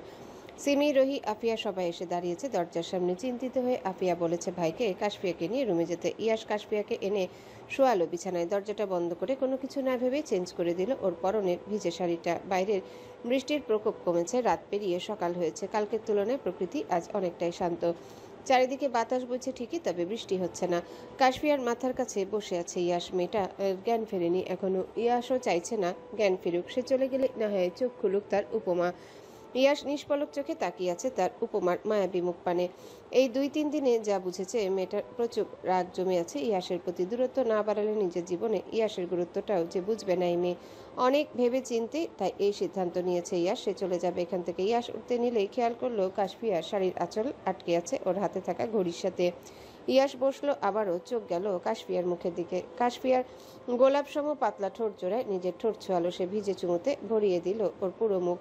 কি যেন ভেবে হুট করে উঠে দাঁড়ালো ইয়াস। নিজের মাথার চুল খামচে ধরে চলে গেল ওখান থেকে সে। কাশফিয়ার কাছে থাকলে বিপদ বারবার ছুঁয়ে দিতে ইচ্ছে করে ওকে। কালো রঙের শার্ট আর কালো প্যান্ট পরেছে ইয়াস, হাতে একটা স্মার্ট ওয়াচ আর মাথার এলোমেলো চুলগুলো হাত দিয়ে পিছনে ঠেলে সিঁড়ি বেয়ে নিচে নেমে আসছে। পেছনেই উজ্জ্বল আসছে, হাতে ব্যাগপত্র নিয়ে। ড্রয়িং রুমে উপস্থিত সবাই কেবল তাকিয়ে দেখছেন সবটা। কাউকে কিছু না বলে ইয়াস যাচ্ছে কোথায় বুঝতে পারছে না কেউই। বাড়ির সদর দরজা পেরিয়ে বাইরে পা রাখবে তখনই সুফিয়া বেগম ডেকে উঠছেন ছেলেকে। দৌড়ে ওর কাছে গেলেন সবাই, কিন্তু কথা না বলে দাঁড়িয়ে রইলেন সকলেই। ইয়াস বুঝলো না কিছুই, ভ্রু কুচকে তাকালো সবার দিকে, তারপর বলল সমস্যা কি তোমাদের? সুফিয়া বেগম অসহায়ের মতো তাকিয়ে বললেন ছেলেকে, কোথায় যাচ্ছিস বাবা? যেখানে এতদিন ছিলাম সেখানে ফিরে যাচ্ছি আম্মু। আমার জব আছে, জানো নিশ্চয়। বাইরের দেশে চলে যাবি কেবলমাত্র চাকরির জন্য? দেশে থাক না বাবা, আমাদের এত বড় ব্যবসা, এই গাড়ি, সবই তো তোর জন্য। হাসি পেল ইয়াসের, অবাক হলো সে। বাড়ির সবার এত চিন্তা তাকে নিয়ে, আগে কোথায় ছিল এই ভালোবাসা? তাচ্ছিল্যের স্বরে হেসে বলল ইয়াস, তোমাদের সবার আমার জন্য চিন্তা হয় আম্মু? কবে থেকে সবাই ভাবতে শুরু করলে আমার ভালো মতো নিয়ে? দীর্ঘশ্বাস ছাড়লেন আনোয়ার সাহেব। ছলছল চোখে তাকিয়ে রইলেন ছেলের দিকে। সুফিয়া বেগমেরও একই অবস্থা। ঈশানকে আপন করতে গিয়ে নিজের পেটের ছেলেকেই দূরে সরিয়ে দিয়েছেন তিনি। আজ যে আফসোস হচ্ছে বড়ই, কেন পড়াশোনার জন্য বাইরে পাঠালেন ছেলেকে। আফিয়া ভাইয়ের হাত ধরে কত কি বলে আটকানোর চেষ্টা করছে ওকে। বাড়াবাড়ি দেখে উজ্জ্বল ধমক দিয়ে বলে উঠেছে আফিয়াকে, ইয়াসের ক্যারিয়ার আছে আফিয়া, এত বড় জব ছেড়ে এখানে পড়ে থাকলে হবে? চুপ করো, তুমি আমার ভাইয়ের মাথাটা খেয়েছো। নির্বাক দৃষ্টিতে তাকিয়ে রইল উজ্জ্বল। শেষমেশ এই কথা শুনতে হলো তাকে। বোনের কথায় রাগ হলো ইয়াসে। সে ও ধমক দিয়ে বলল আফিয়াকে, চুপ করো তো আপু, খাওয়ার তো জিনিস থাকতে দুলাভাই আমার মাথা খেতে যাবে কেন? চুপ করে গেল আফিয়া। পাশেই দাঁড়িয়ে থাকা সিমির মাথায় হাত বুলিয়ে দিয়ে ওকে সুন্দর মতো পড়াশোনা করতে বলে চলে গেল ইয়াস বাড়ি থেকে বেরিয়ে। কান্না শুরু করে দিলেন সুফিয়া বেগম। এত কিছু করে ছেলের মনের ভুল ধারণা ভাঙাতে পারলেন না তিনি। আবার কবে ফিরবে ওনার ছেলে? কবেই বা মা বাবা পরিবারের প্রতি অভিমান শেষ হবে তার? ইয়াসের জিনিসপত্র সব গাড়িতে তুলে দিয়েছে উজ্জ্বল। এয়ারপোর্ট পর্যন্ত সে যাবে ইয়াসের সাথে। গাড়িতে উঠে বসেছে ইয়াস, ড্রাইভারের পাশে সিটটাতে বসেছে সে, আর পিছনে উজ্জ্বল। সামনের মিররের দিকে খেয়াল করলো ইয়াস, পিছনেই দাঁড়িয়ে আছে রোহি। ইয়াসের মনে হলো রোহি কিছু বলতে চায় ওকে। উজ্জ্বলকে বসতে বলে নামলো গাড়ি থেকে। এগিয়ে গিয়ে সামনে দাঁড়ালো রোহির সামনে। ইয়াস কিছু বলবে তার আগে বলল রোহি, শেষবারের মতো একটা জিনিস চাইবো, ঈশান দেবে আমাকে? ভনিতা না করে বলল ইয়াস। কি চাই? ইয়াসের দিকে কিছুটা এগিয়ে গেল রোহি। ইয়াস দাঁড়িয়ে আছে তার আগের অবস্থানে। রোহি নিজেকে স্বাভাবিক করে বলল ইয়াসকে, তোমার ভালোবাসা চাই ঈশান, একটু ভালোবাসা দেবে আমাকে? তুমি অন্যের যেন, আমি প্রতিনিয়ত অন্যায় করছি তোমাকে ভালোবেসে। তুমিও সামিল হও না আমার অন্যায়, একটু ভালোবাসো না আমাকে? তুমি নামক শূন্যতা যে আমাকে প্রতিনিয়ত গ্রাস করছে, আমি বেঁচে থেকেও মরে যাচ্ছি। বুঝতে পারছো না তুমি? কেন একটু ভালোবাসা চায় না আমায় ঈশান? অন্য সময় ইয়াশ চুপ থাকলো, এবার রাগ হচ্ছে ওর। রোহি তো জানে ইয়াশ কেমন, ওর মন জুড়ে কেবল উপমাই আছে। কেন বাচ্চামি করছে রোহি? ইয়াশ রেগে কিছু বলতে নিলে হু হু করে হেসে উঠল রোহি। হাসতে হাসতে কিছুটা পিছিয়ে গিয়ে বলল ইয়াশকে, তুমি কি ভাবলে ঈশান আমি এগুলো বলতে এসেছি তোমায়? না না, রোহি তোমাকে ভুলে গেছে। তার মনে জন্ম নেওয়া তোমার প্রতি সব ভালোবাসার মৃত্যু ঘটেছে। খুশি হয়েছো তুমি? কথা নেই ইয়াশের মুখে, কি বা বলবে ইয়াশ। এটাই যে চরম সত্যি, যে যাকে চায় সে কখনোই তাকে পায় না, তার প্রতি ভালোবাসা জন্মে না। এই যে ইয়াশই নিজের সবটুকু দিয়ে ভালোবাসে উপমাকে, সে তো বুঝে না ইয়াশের ভালোবাসার গভীরতা। রোহিকে বরাবরের মতোই বলল ইয়াশ, অপাত্রে ভালোবাসা দান করবে কেন রোহি?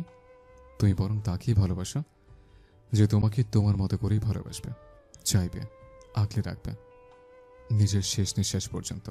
মুচকি হাসলো রোহি, মাথা নাড়িয়ে কেবল ইশারায় জানালো ইয়াশের কথা। ইয়াশও হাসলো, ওর হাসির উত্তরে চলে গেল ইয়াশ। রোহি তাকিয়ে রইল ওর যাওয়ার পানে। রোহির এই মন ভুলানো হাসির পিছনে যে চাপা কষ্ট লুকিয়ে, তা কি বুঝলো ইয়াশ? হয়তো না। সামনের মানুষটা জানলো না মেয়েটার ভিতর পুড়ছে তার বিরহে। জ্ঞান ফিরেছে কাশফিয়ার। আশেপাশে তাকিয়ে বুঝলো রুমটা ইয়াশের। বাড়ির সবাই ঘিরে রেখেছেন ওকে। কাশফিয়া তবে ভুল দেখেনি, মানুষটা ইয়াশই ছিল। বিপদে পড়লেও ওই মানুষটা ছাড়া কেই বা সাহায্য করবে ওকে। কাশফিয়া খুঁজলো ইয়াশকে, কিন্তু সবাই থাকলেও ইয়াশ নেই সেখানে। উজ্জ্বল দাঁড়িয়ে আছে দরজার সামনে। ইয়াশের সাথে যাওয়ার কথা থাকলেও ইয়াশ ওকে বাড়ি ফিরিয়ে দিয়েছে কোনো একটা কাজে। উজ্জ্বল ওকে বিদায় জানিয়ে চলে এসেছে নিজের দায়িত্ব পালন করতে। উঠে বসলো কাশফিয়া। সুফিয়া বেগম দ্রুত গিয়ে বসলেন বৌমার পাশে। আফিয়া গরম স্যুপ নিয়ে এসেছে ওর জন্য। মুখ তুলেও দেখেনি কাশফিয়া। পুরো রুমে চোখ বুলিয়ে দরজার দিকে তাকিয়ে রইল সে। হয়তো আশা করেছে ইয়াশ আসবে। কাশফিয়া ওর কথা অমান্য করেছিল বলে বড়সড় ধমক দিবে ওকে, কিন্তু আসছে না ইয়াশ। ইয়াশ কোথায়?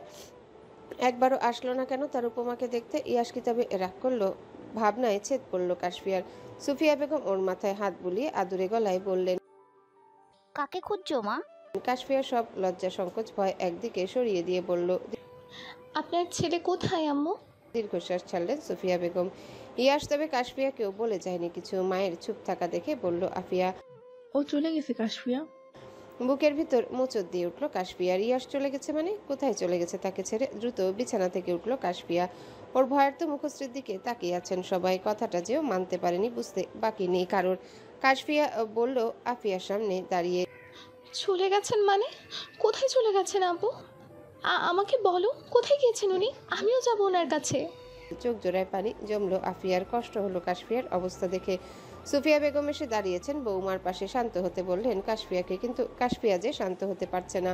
ওর পাগল মনটা বারবার খুঁজে চলেছে ইয়াশকে। উজ্জ্বলের গম্ভীর কণ্ঠ কানে আসলো সবার। কাশফিয়াকে উদ্দেশ্য করে বলল সে, ইয়াশ চলে গেছে কাশফিয়া, ওর কাজের জায়গাতে ফিরে গেছে।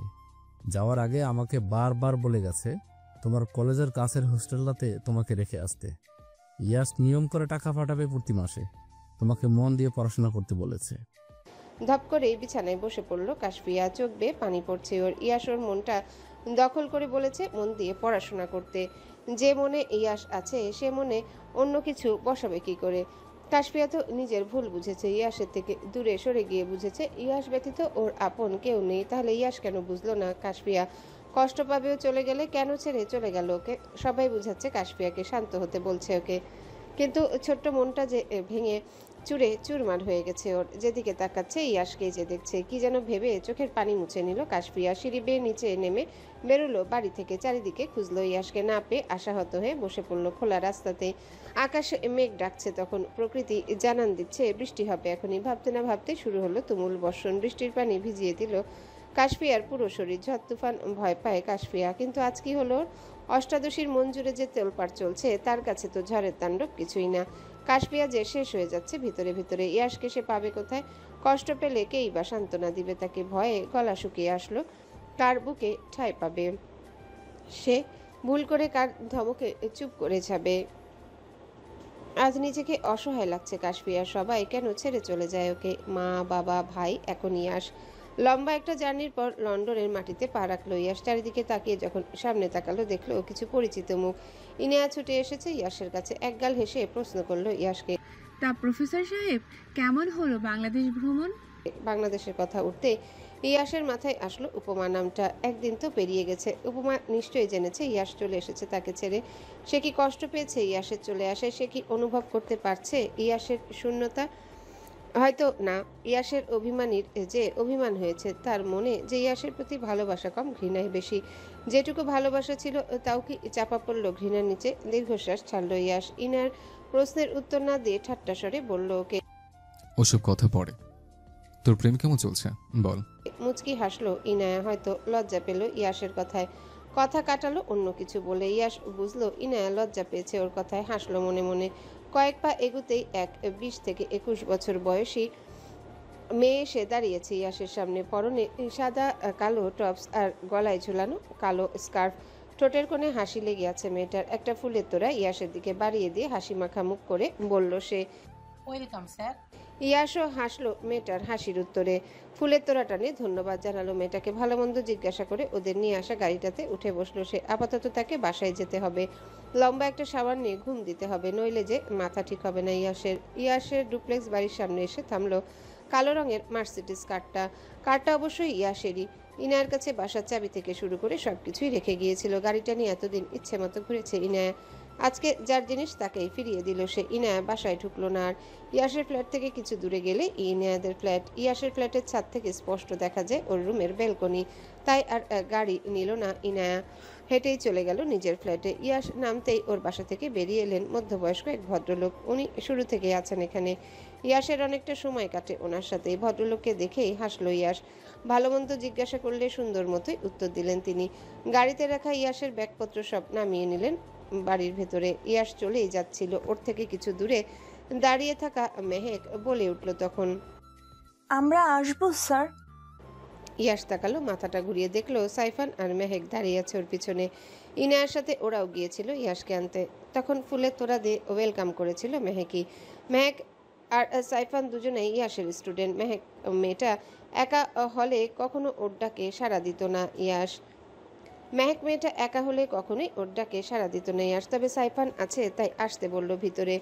ঠোঁটের হাসি চওড়া হলো মেহেকের। মনে হলো ইয়াসের এই অনুমতির অপেক্ষাতে ছিল সে। যদিও এখন থেকে এই ইয়াসের সাথে দেখা হবে প্রতিদিন, কিন্তু কাছে থেকে দেখার ফিলিংস তো আলাদা। এই ভেবে ছুটলো ইয়াসের পিছু পিছুই। সাইফানও এলো। ভেতরে ঢুকে কোনো দিকে না তাকে ওয়াশরুমে চলে গেল ইয়াস। লম্বা একটা শাওয়ার নিয়ে ফিরে এলো আবার। বিছানার পাশটাতে দাঁড়িয়েছিল ইয়াস। কি যেন ভাবতে ভাবতে ধপ করে শুয়ে পড়লো। মাথার পিছনে 2 হাত দিয়ে চোখটা বন্ধ করলো ঘুমাবে বলে।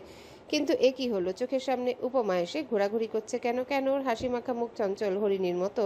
চোখ দুটোর চাহনি বারবার ভেসে উঠছে চোখের সামনে। আচ্ছা, ইয়াসের উপমা ভালো আছে তো? ইয়াসের চলে আসায় সে কি কষ্ট পেয়েছে? মেয়েটা যে বড্ড চঞ্চল, ভুল করে পদে পদে। ইয়াস কি তাকে ছেড়ে এসে ভুল করলো? হুট করে ইয়াসের মাথায় আসলো ঈশানের কথা। পুরনো আঘাতপ্রাপ্ত জায়গায় পরপর এতগুলো আঘাতে নিশ্চয়ই আধমরা হয়ে পড়ে আছে এখন ওই পরিত্যক্ত বাড়িতে। ওর যা ইচ্ছে হোক, পচে মরুক ওখানে। ইয়াসের যায় আসে না তাতে, কিন্তু কোনোভাবে সুস্থ হয়ে যদি আবার উপমার দিকে হাত বাড়ায়, কথাটা ভাবনায় আসতেই কপালে ভাঁজ পড়ল ইয়াসের। উঠে বসে হাতে নিল ফোনটা, ভাবলো কল দেবে উজ্জ্বলকে। পরক্ষণে আবার কি যেন ভেবে হাসি ফুটে উঠল ঠোঁটের কনে, বলল বিড়বিড় করে, আমার উপমার দিকে হাত বাড়াবে কি করে? ওর হাত দুটো তো আমি যত্ন করে অকচ করে দিয়েছি সারা জীবনের মতো। নিজের হাতে তুলে খাবার খেতে পারবে কিনা সন্দেহ। হাত বাড়ানো তো দূরের কথা। না, চিন্তার কারণ নেই, উপমা ভালোই থাকবে। ইয়াস রেখে দিল ফোনটা। বিছানায় শুয়ে চোখটা বন্ধ করবে তখনই কানে আসলো ফোনের রিংটোনের আওয়াজ। ইচ্ছে করে রিসিভ করলো না কলটা। কে দিয়েছে সেটাও দেখলো না। দিনের আলো কেটে গিয়ে অন্ধকার নেমেছে চারিপাশে। প্রকৃতির তাণ্ডব কমেছে, কমেছে মানুষের হাঁটা চলা। ঝড় বৃষ্টির দিনে কেই বা বের হয় বাড়ি থেকে, কিন্তু ইয়াসের উপমাজে বসে আছে এখনো, পথ চেয়ে আছে ইয়াসের। ইয়াসকে ছেড়ে চলে গেছে বিশ্বাসই হচ্ছে না কাশফিয়ার। বারবার মনে হচ্ছে ওর ভুলের শাস্তি দিতেই মিছে মিছে হারিয়ে যাওয়ার অভিনয় করছে ইয়াস। খন্দকার মঞ্জিলে নিস্তব্ধতা বিরাজ করছে। সবাই বসে আছেন ড্রয়িং রুমে, সকলের মুখে চিন্তার ছাপ। কেউ কেউ পাগলের মতো খুঁজে যাচ্ছেন কাশফিয়াকে। মেয়েটা কোথায় আর কার কাছে গেল মাথায় আসছে না কারোরই। ভিজে কাপড়ে একটা ছোট্ট চায়ের দোকানের সামনে পাতানো বেঞ্চে জড়সড় হয়ে বসে আছে কাশফিয়া। এই জায়গাটাতে কেন এলো সে নিজেও জানে না। ইয়াসের সাথে প্রথম দেখাটা তো কাশফিয়ার এখানেই হয়েছিল, তাই বুঝি এই জায়গাটা টেনে আনলো তাকে। আবারও যদি সেদিনের মতো দেখা পেত ইয়াসের, মন্দ হতো কি? তবে কাশফিয়া যখনই বিপদে পড়ে তখনই আগমন ঘটে ইয়াসের। আজকে কাশফিয়া খুব করে চাইছে বিপদে পড়ুক, ইয়াস এসে ওকে বাঁচিয়ে নিক। ভাবনায় ছেদ পড়ল কাশফিয়ার। চায়ের দোকানের ভদ্রলোক এক কাপ গরম চা এনে ধরলেন ওর চোখের সামনে, বললেন আদুরে গলায়, খেয়ে নাও মা, তোমার চেহারা দেখে বোঝা যাচ্ছে তুমি ক্ষুধার্ত। কাশফিয়া তাকালো ওনার দিকে। ভদ্রলোকের কথার উত্তরে মুচকি হাসে কেবল। চায়ের কাপটা হাতে নিল সে। উনি দীর্ঘশ্বাস ছেড়ে বললেন আবারও, কেন এই গরিব চাচার দরজায় আসলে? এর থেকে ভালো কিছু খাওয়াবো? তার সাধ্য নেই যে আমার। কাশফিয়া কৃতজ্ঞতার দৃষ্টিতে তাকালো ওনার দিকে। ভদ্রলোকের ব্যবহারে বরাবরই মুগ্ধ হয় সে। মাঝে মধ্যে কলেজ থেকে আসার সময় এখানে বসতো, গল্প করতো ওনার সাথে। সেদিনও তো ওনার আকুতি মিনতি দেখে ইয়াস ছুটে এসেছিল ওকে বাঁচাতে। কাশফিয়া উঠতে নিলে বলে উঠলেন ভদ্রলোক, জামাই কোথায় মা? ঝড় তুফানের দিন এভাবে একা এমা হাঁটছো যে? ঝগড়া হয়েছে দুজনের? দীর্ঘশ্বাস ছাড়লো কাশফিয়া, বলল ওনাকে, উনি হারিয়ে গেছেন চাচা, আমার থেকে অনেক দূরে চলে গেছেন। ঝগড়া হবে কি করে? আমার যন্ত্রণায় অতিষ্ঠ হয়েই বোধহয় উনি পালালেন। দোকানে বসে থাকা ভদ্রলোক তাকালেন কাশফিয়ার দিকে। মেয়েটার চোখ বেয়ে পানি পড়ছে ক্রমাগত, মুখটা কেমন ফ্যাকাশে হয়ে গেছে। ওনার কষ্ট হলো কাশফিয়ার অবস্থা দেখে। এই ভর সন্ধ্যাবেলা মেয়েটা যাবেই বা কোথায়? একবার ভাবলেন নিজের বাড়িতেই নিয়ে যাবেন ওকে, কিন্তু এই মেয়ে যে অমন ভাঙাচোরা বাড়িতে থেকে অভ্যস্ত নয় সেটা তো জানা ওনার। তাই বললেন না কিছু, আগ বাড়িয়ে অপেক্ষা করলেন কেউ খুঁজতে আসে কিনা কাশফিয়াকে। কত কিছু বলে ওকে বসিয়ে রাখলেন ওখানে। কাশফিয়াকে খুঁজতে খুঁজতে অবশেষে পেল উজ্জ্বল। মনে হলো বুকের উপর থেকে পাথর নেমেছে। ওর কাছে এসে বলল গম্ভীর কণ্ঠে, এসবের মানে কি কাশফিয়া? মাথা ঘুরিয়ে তাকালো কাশফিয়া, দেখলো উজ্জ্বল আর সিমিকে। সিমি এসে বসেছে কাশফিয়ার পাশে, মুখটা কেমন বেজার করে রেখেছে মেয়েটা। বাড়ির এই পরিস্থিতিতে হয়তো দম বন্ধ লাগছে তার। কাশফিয়া বুঝলো সবটাই। কষ্ট করে মুখে হাসি টেনে বলল সে, কিসের মানে জানতে চাইছেন আপনি ভাইয়া? এই ঝড় তুফানের মধ্যে কাউকে কিছু না বলে বেরিয়ে আসলে যে? বাড়ির সবাই চিন্তা করছেন তোমার জন্য। তাড়াতাড়ি এসো, আমাদের বাড়ি ফিরতে হবে।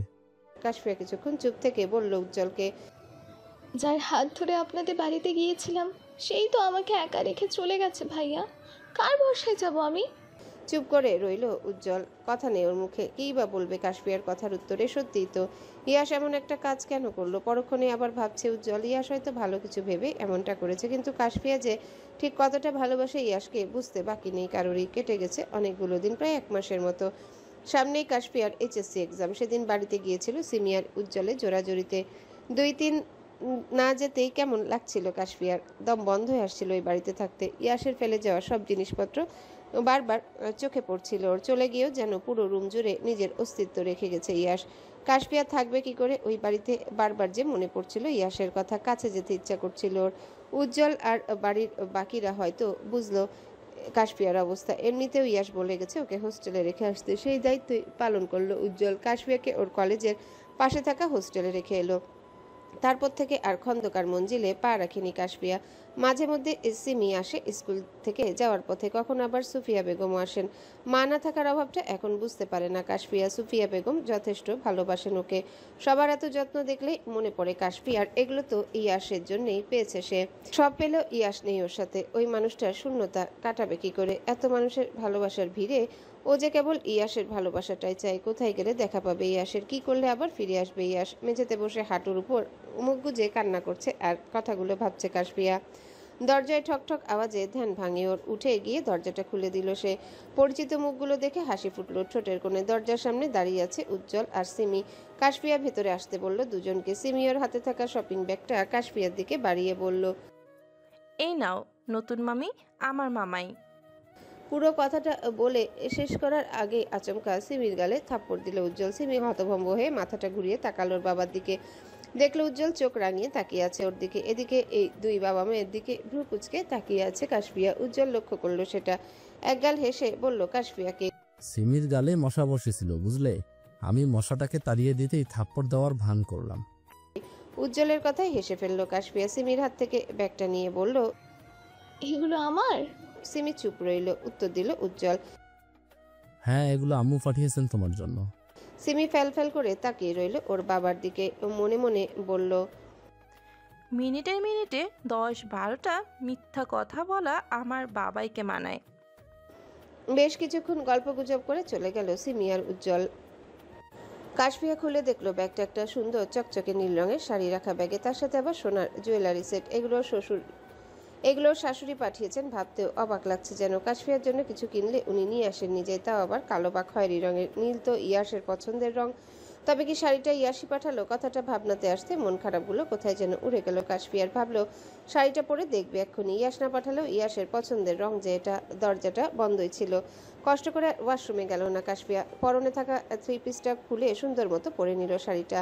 ল্যাপটপ হাতে নিয়ে কাউচের উপর বসে আছে ইয়াস। মনোযোগ দিয়ে কি দেখছে আর ঠোঁট কামড়ে হাসছে সে। ইনায়ার কৌশিক দুজনাই বসে আছে ওর সামনে, মুখ চাচাই করছে দুজনার। ইয়াসের ঠোঁটের কোণে ঝুলে থাকা এই হাসির কারণ অজানা দুজনার কাছেই। ইয়াসের মনে কৌশিকের মনে কৌতূহল জাগলো। ইয়াস কি বা কাকে দেখে এভাবে মুচকি হাসছে জানবে সে। নিজের মনের কৌতূহল দমাতে না পেরে প্রশ্ন করলো ইয়াসকে, কাকে দেখে হাসছিস ব্রো? নিখাত প্রেমে পড়েছিস? ল্যাপটপের দিকে চোখ রেখে কৌশিকের কথার উত্তর দিল ইয়াস। তা তো পড়েছে। ইয়াসের বলতে দেরি, ইনায়ার কৌশিকের পাল্টা প্রশ্ন করতে দেরি হয়নি। দুজনেই বলে উঠেছে একসাথে, কে সেই ভাগ্যবতী? ভাবলেশীন ভাবেই বসে রইল ইয়াস। মুচকি হেসে বিড়বিড় করে বলল কৌশিকের দিকে তাকিয়ে, তোর সুন্দরী বোন ছাড়া কি হবে গর্ধব? ইয়াসের বলা কথা কানে আসলো না কৌশিকের। আবারও কিছু বলতে যাবে তখনই ইনায়া বাধা দিল ওকে, বলল ওষুধ খাওয়ার সময় হয়ে গেছে। কৌশিক চুপ করে গেল।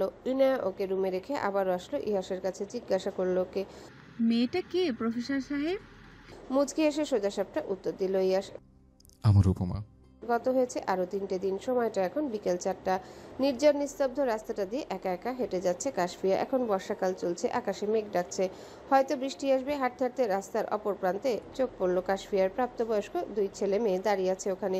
মেয়েটার লম্বা কালো চুলে বেলি ফুলের গাজরা পরিয়ে দিচ্ছে ছেলেটা। রাস্তার পাশে ছোট্ট দোকানটা থেকে চুড়ি কিনে মেয়েটার হাতে যত্ন করে পরিয়ে দিচ্ছে ছেলেটা। মেয়েটা মুচকি হাসলে ওর ধরে চুমু দিল পরপর কয়েকটা। কাশফিয়া দাঁড়িয়ে রইল ওইখানে, দেখলো ছেলে মেয়ে দুটোকে। মনে পড়লো সেদিনের কথা। ইয়াস কত যত্ন করে মাথায় ফুল গেঁথে দিয়েছিল ওর, রাগ ভাঙাতে কিনে দিয়েছিল ওর পছন্দের চুড়িগুলো। ইয়াসের সাথে কাটানো মধুময় স্মৃতিগুলো চোখের সামনে ভাসছে কাশফিয়ার। চোখ বেয়ে 2 ফোঁটা পানি গড়িয়ে পড়তেই অন্য হাতে তালু দিয়ে মুছে নিল তা। মনে মনে ঠিক করলো ইয়াস নামক পাষাণ মানুষটাকে নিয়ে আর ভাববে না সে। কিভাবে পারলো মানুষটা কাশফিয়াকে একা একা রেখে চলে যেতে? একটা দিন খোঁজ নেওয়া যায় না ওর? কখনোই তো ফোন দিয়ে জিজ্ঞাসা করে না ও কেমন আছে। এই রাগে তো কল দেয়নি কাশফিয়া নিজেও। কতবার ইয়াসের নাম্বারটা বের করে কল দিবে বলে জেদ করে আর দেওয়া হয় না। ইয়াসের প্রতি এক আকাশ পরিমাণ অভিমান জমেছে কাশফিয়ার মনে। হোস্টেলের উদ্দেশ্যে যাচ্ছিল কাশফিয়া। মাঝপথে শুরু হয়েছে বৃষ্টি। এখান থেকে দ্রুত হেঁটে গেলে হোস্টেলে পৌঁছে যাবে কয়েক মিনিটে, কিন্তু ওর যে পা চলছে না, মাথাটা ভারী লাগছে, শরীরটাও কেমন করছে। বৃষ্টি শুরু হলো আচমকায়। কাশফিয়া কি যেন ভেবে দপ করে বসে পড়লো মাঝ রাস্তায়। বৃষ্টির পানি আর ওর চোখের পানি এক হয়ে গেল ততক্ষণে। কেউ জানলো না মেয়েটার মনের খবর। ভাববে না বলেও কেন ওই মানুষটাকে নিয়ে প্রতিনিয়ত ভেবে চলেছে কাশফিয়া। ওর যে মাঝে মধ্যে রাগ হয় নিজের উপরে। চোখ বন্ধ করলো কাশফিয়া, কি যেন ভাবতে লাগলো সে। হঠাৎই মনে হলো কেউ মাথার উপর ছাতা ধরে রেখেছে। ওর ঠোঁটের কোণে হাসি ফুটে উঠলো মুহূর্তে। সে যা ভাবছে সেটাই কি তবে সত্যি? ইয়াস ফিরে এসেছে? কাশফিয়া মাথার উপরে ছাতা ধরে রাখা মানুষটা কি তবে ইয়াস? এবার নিশ্চয়ই বৃষ্টিতে ভেজার জন্য ধমক দিবে ওকে। কাশফিয়াও আচ্ছা করে বকে দেবে ইয়াসকে, শাস্তি দিবে তাকে ছেড়ে যাওয়ার অপরাধে। কাশফিয়া মুখ তুলে তাকালো, দেখলো পরিচিত মুখ। ঠোঁটের হাসি মিলিয়ে গেল ওর। আশাহত হলো আবারও। এই মানুষটার জন্যই তো অপেক্ষা করছিল সে। অবশেষে আসলো কৌশিক। এতদিন পর ভাইকে দেখে তো কাশফিয়ার আনন্দ হওয়ার কথা। আনন্দ হচ্ছে না কেন? কেন সব পেয়েও হারানোর হাহাকার ওর হৃদয় জুড়ে। কৌশিক টেনে তুলল বোনকে, বলল রাগত স্বরে, সমস্যা কি কাশফি? এই মাঝ রাস্তায় বসে আছিস যে? বৃষ্টিতে ভিজলে জ্বর হবে তোর। কাশফিয়া শান্ত করলো নিজেকে। ভাইকে জড়িয়ে ধরে কান্না করে দিল সে। বলল অভিমানী কণ্ঠে, তুমি কোথায় ছিলে ভাইয়া? তুমি জানো আমি কত রাত ঘুমাইনি তোমার চিন্তায়। মামি সব সময় তোমাকে নিয়ে আজে বাজে কথা বলতো। আমি রাগ করে চলে যেতাম বাড়ি ছেড়ে। পুরো কথাটা বলার আগে কৌশিক থামিয়ে দিল বোনকে, বলল ওকে, শান্ত হো কাশফি, আমি আছি তো, সব কথা শুনবো তোর। চুপ করলো কাশফিয়া। কৌশিক শক্ত করে মাথাটা চেপে ধরলো নিজের বুকে। কান্না পেল কৌশিকেরও। এত বড় অ্যাক্সিডেন্টের পরে সুস্থ হয়ে আবারও বোনের কাছে আসবে কল্পনাতেও ছিল না ওর। আল্লাহর ইচ্ছেতে আর ইয়াস ইনায়ার চেষ্টায় আবারও ভালো হয়েছে কৌশিক। ফিরে এসেছে তার বোনের কাছে। কৌশিক লক্ষ্য করলো ঠান্ডায় জমে গেছে কাশফিয়ার শরীর, তরতর করে কাঁপছে মেয়েটা। দেরি করলো না কৌশিক, কাশফিয়াকে নিয়ে বসালো গাড়িতে। ড্রাইভিং সিটে উঠে বসলো কৌশিক। পাশে বসে থাকা ইনায়াকে চোখ দিয়ে ইশারা করলে কথা না বাড়িয়ে ও চলে গেল পেছনের সিটে বসে থাকা কাশফিয়ার কাছে। কাশফিয়ার মাথাটা এনে রাখলো নিজের ঘাড়ে, গালে কপালে হাত দিয়ে বুঝলো জ্বরে পড়ছে মেয়েটা। গায়ে হয়তো আগে থেকেই জ্বর ছিল, তার উপর এই ঝুম বৃষ্টিতে ভিজে অবস্থা আরো খারাপ। কৌশিককে বলল না কিছুই। বোনের প্রতি কৌশিক বরাবরই দুর্বল, জানেই না চিন্তা হবে, তাই আপাতত বলল না কথাটা। মাথা থেকে সব ঝেড়ে ফেলে ইনায়া তাকালো কাশফিয়ার মুখ পানে, হাসি ফুটলো ঠোঁটের কোণে। মেয়েটা সুন্দর, ফর্সা গায়ের রং, লম্বা চুল, টানা টানা হরিণীর মতো চোখ, সব মিলিয়ে অপরূপ সুন্দর সে। ইয়াসের বলা বর্ণনার সাথে মিলে গেছে পুরোপুরি। মুচকি এসে বিড়বিড় করে বলল ইনায়া, তুমিই তবে ইয়াসের উপমা? ইট পাথরের তৈরি শেওলা পড়া পুরানো দোতলা বাড়িটার সামনে এসে দাঁড়িয়েছে কৌশিকের গাড়ি। কৌশিক একবার চোখ বুলালো পুরো বাড়িতে। ঠিক কতদিন পর আবার নিজের বাড়িতে পা রাখলো জানা নেই তার। আসতে পারবে এই ধারণাও ছিল না, সবটাই আল্লাহর ইচ্ছে। দরজার ঠকঠক আওয়াজ কানে আসতেই স্তম্ভিত ফিরে তাকালেন রুমি বেগম। আস্তে ধীরে উঠে এসে খুলে দিলেন দরজাটা, কিন্তু দরজার সামনে দাঁড়িয়ে থাকা চেনা পরিচিত মুখগুলো দেখে মনে হলো খুশি হননি তিনি। রুমি বেগমই হলেন কাশফিয়া আর কৌশিকের মামি। বাড়িটা কৌশিকের আব্বু আম্মুর। ওনারা মারা যান কার অ্যাক্সিডেন্টে। মারা যাওয়ার পরে আত্মীয় স্বজন অনেকেই তখন দায়িত্ব নিতে চেয়েছিলেন কৌশিক আর ছোট্ট কাশফিয়ার। তখন না বুঝলেও এখন ভালো করে বুঝে কৌশিক। সবার লোক দেখানো ভালোবাসা, তাদের দায়িত্ব নিতে চাওয়া, সবটাই ছিল ওর বাবার রেখে যাওয়া বাড়ি আর জমি জমার লোভে। তিন কোলে কেউ না থাকা একমাত্র মামা মামিকে কৌশিক নিয়ে এলো নিজের বাড়িতে। দায়িত্ব দিল ওর ছোট্ট বোনটার। বেঁচে থাকতে হলে পড়াশোনা করতে হবে, ইনকাম করতে হবে, এই চিন্তা সবসময় ছিল কৌশিকের মাথায়। তাই তো বোনকে একা রেখে পাড়ি জমিয়েছিল দূর দেশে।